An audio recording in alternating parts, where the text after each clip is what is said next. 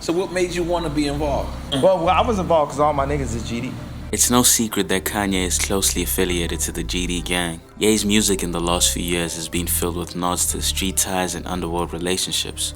But Ye isn't one of the rappers who blew up and then wanted to hang around street dudes for credibility. He's actually been a GD since his teen years.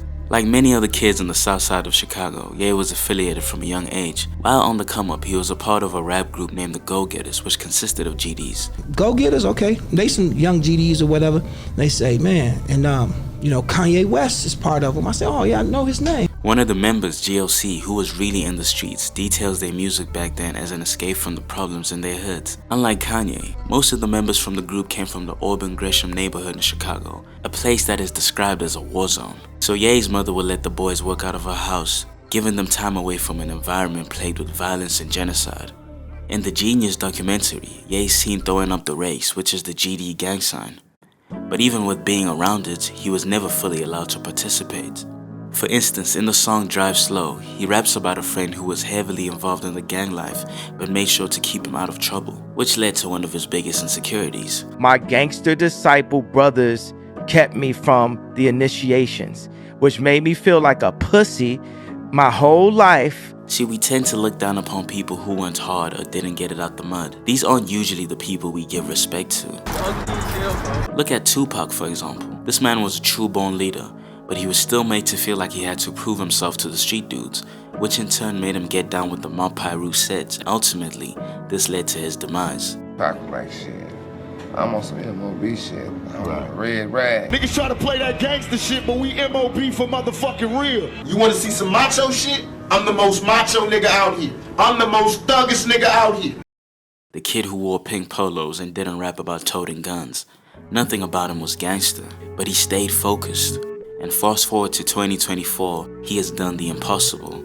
He is easily the GD's biggest representative. Because he stayed out of trouble and he focused on getting out his dreams, he's able to do everything that a street dude can't. You know what I'm saying? Gangster Disciples saved my life in Chicago. I'm here because of Gangster Disciples. And I am exactly who Larry Hoover wanted to see come out of the organization that he created. Larry Hoover, the founder and leader of the Gangster Disciples, who's still in a Supermax prison as we speak. Ye is now doing concerts to bring awareness to his situation. He even went all the way to the White House to advocate for the old man. It's very important for me to get Hoover out because in an alternate universe, I am him. You're 68 years old? And guess what, Trump? We ain't getting your support unless you get Larry out. And this come from credible GDs. Man, they've been trying for a long time to get some kind of artist to go whisper on behalf of Larry Hoover, and he's the first one to ever do that at the White House. He's done something that will make them say he's one of us. Don't play with that man on GD. I bet Ye is extremely grateful for his friends who saw something special in him and kept him out of trouble. Isn't it funny how tables turn? I got niggas from Chicago that I take care of that still trying to sell me. Trying to say I can't go to motherfucking GD. Nigga, I'm with way bigger folks than you, nigga. You niggas don't take care of me, nigga. Who you think the old man called? In these past few years, he has proudly been waving his GD flag, putting it in his rap songs, using their Star of David emblem for his Donda merch, surrounding himself with nothing but gang members. Kanye has always had good OGs from the streets to protect and help him throughout his career.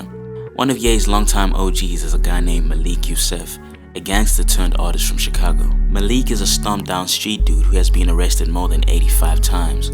He even did a stint in prison with Mike Tyson. You know Malik from out there, the producer Malik? Malik Yusef? Malik Yusef, yeah. That's my big bro. Yeah, that's my man. Me and him used to locked up together back in the day. Yeah, Malik Yusef, that's a crazy motherfucker, like outer space, Muslim gangbanging ass nigga. He's infamously known for shooting Suge Knight, allegedly. He has worked on every single Kanye album and has been in his corner since the very beginning, until now. We was arguing about something as always. I said, Kanye West, you ain't never did an album without Malik Yusef? He was like, I did. I was like, which one? And he fell out the chair, laughing. Well, how did he meet Kanye? One night at a poetry jam session, Malik was introduced to Ye's mother, Miss Donda West, and he quickly grew fond of her.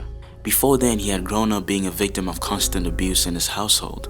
My mother never looked at me with loving eyes. I got mother hunger. You know, I'm starving for a connection.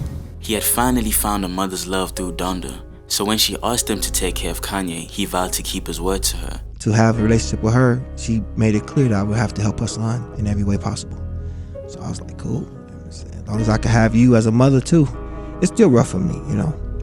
What do you remember most about Donda? It's hard to talk about for me, you know what I'm saying?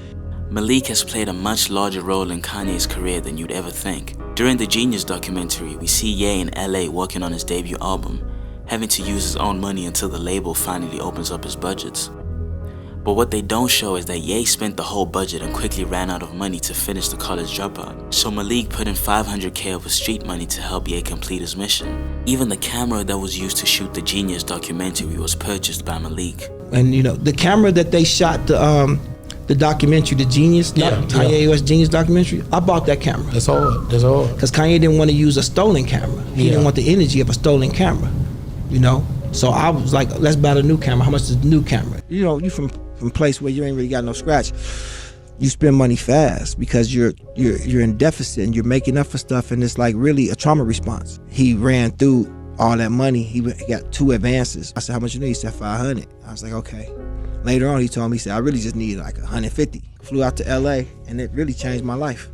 Cause who would have known 2 years after that, or 3 years, but like 2 years after that, I had to leave the street for good. That's a blessing though. No question.